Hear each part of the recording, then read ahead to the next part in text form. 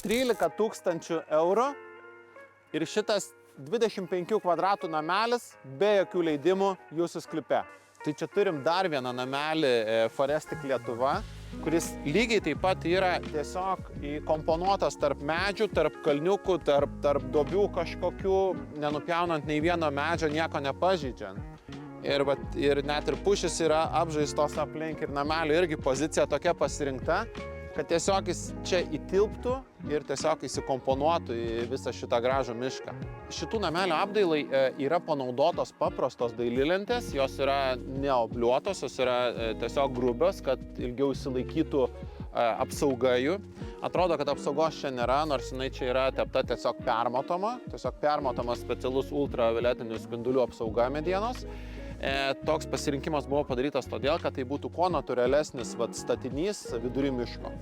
Tai šitose nameliuose dėl jaukumo žiemą gali būti taip pat įmontuojamas grindų šildymas. Ką padaro mūsų partneriai, bet jie gali padaryti jau namelio statybos metu, ar tai vietoje, ar tai pas mus teritorijoje. Tai tas suteikia labai daug jaukumo žiemos metu.